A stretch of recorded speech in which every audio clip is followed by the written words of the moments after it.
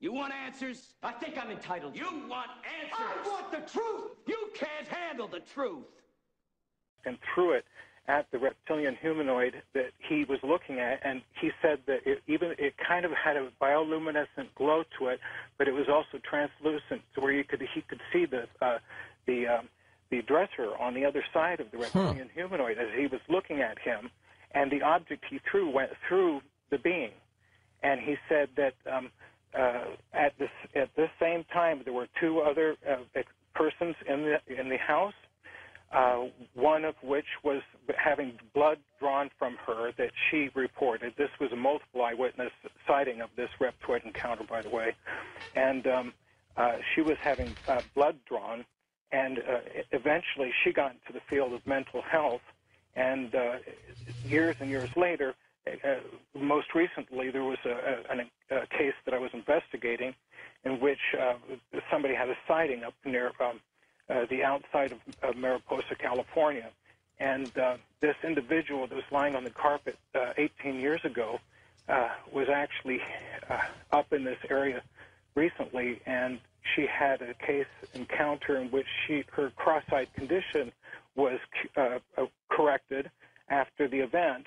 And during consequent research that was done in the area, one other individual had their vision problem corrected at that location as well. So again, the reptilian thing seems to be associated with healing as well. But in his case, he said this being standing at the foot of his bed was looking at him, and there seemed to be a transfer of information that occurred between him and this reptoid. And it looked as if it was a geometric plasma ball that came from the reptoid and towards him, and that when it had actually moved through his face, he could feel it go in his head, and there was an explosion of information that was too fast to be able to view or anything.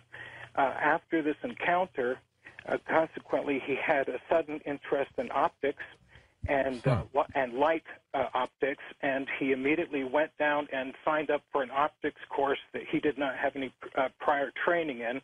They advised him to take a test for a couple of years and come back and take the test, and he refused, and he took the test that very day, in which he was immediately brought into the class at an accelerated pace as an exception. His knowledge, his sudden knowledge that was well beyond his scholastic training or educational level, was noticed as a student in the class. And the next thing you know, this individual was not at the class anymore because it was made to be uncomfortable for him to continue to stay there, because that's not what they were going to allow to happen. In cases like this, you have to suspect that individual was perhaps approached and used as to gain access into some job level, security level thing that has to do with optics and plasmas, as perhaps as a Manchurian candidate to report back information.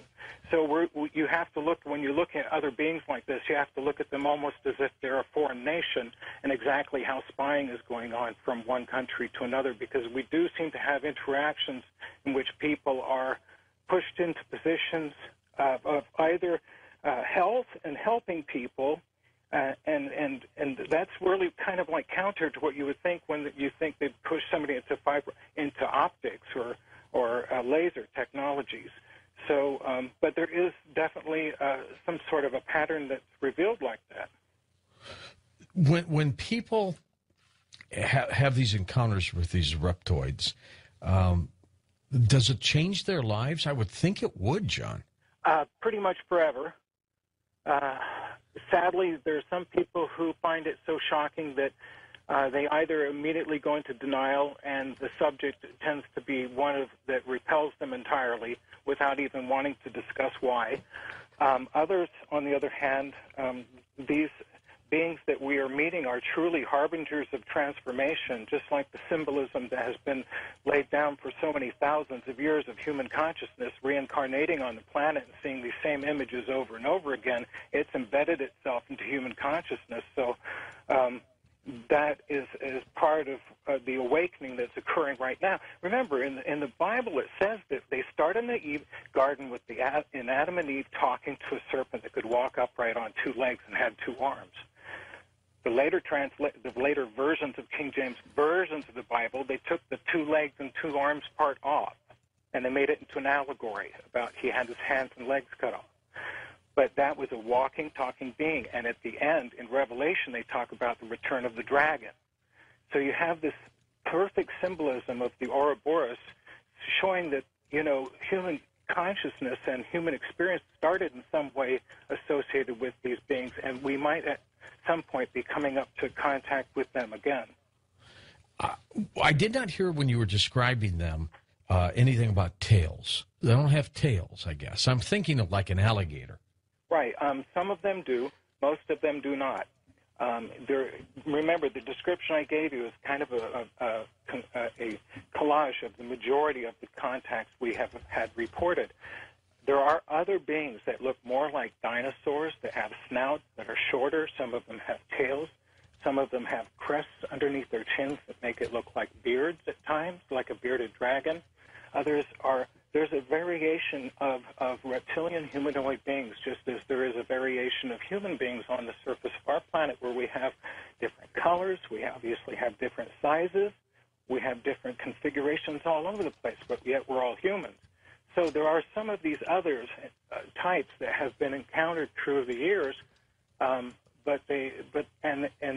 it seems like the expression of nature has been just as glorious on their side as far as reptiles as it has been on mammals. Because remember, it was just not long ago they realized, oh yeah, the dinosaurs, some of them did survive. They became birds, and look at these.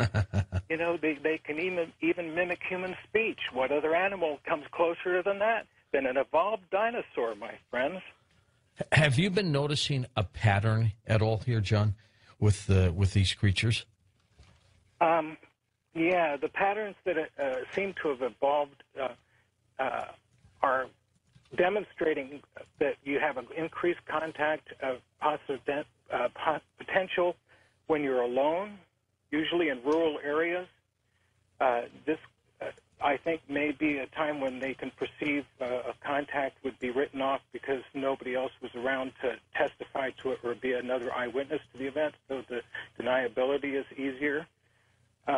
It's also, we've noticed that there's this thing about when you have an encounter like this, there's a pattern showing that the people who fight the experience, who are denying it or feeling that they've met a demon or something like that, who are put into a state of high stress, if this becomes a long battle in which there are few survivors, it has had terrible consequences, even to the point where some people have committed murder in the name of this subject.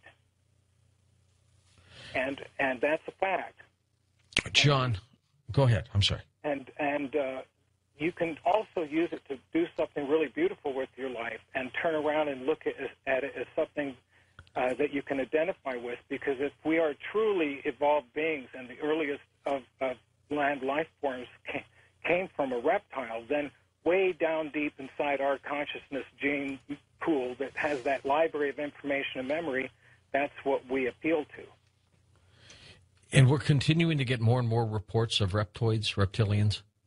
Yeah, we are. This can be associated to various things. There's been more and more people, first of all, are coming out and talking about it because the idea of fear with this subject, saying that we're all somehow victims of this reptilian underworld and this horrible thing that's, just making us into slaves of this planet. People are getting over that now. We had that for many years where people were saturated with that belief in the subject matter, but it's changing. More and more people are finding that they have something deep within themselves that says this is loving. There's something peaceful in this, too. There's the other side we have just only begun to meet. John, when we come back, let's talk about why some people believe they're being contacted by demons or the devil. I'm George Norrie, back in a moment on Coast to Coast AM. With our special guest tonight, John Rhodes. Hey, have you signed up yet for the free Coast Zone newsletter? It's an email newsletter. You get it every day. Just go to coasttocoastam.com and you can click and sign up for that. Also, if you haven't signed up for Streamlink yet, for just pennies a day, you can get special podcasting and downloads, and they're working on expanding that 90-day past programs to considerably more as they reach deep into the archives. So they're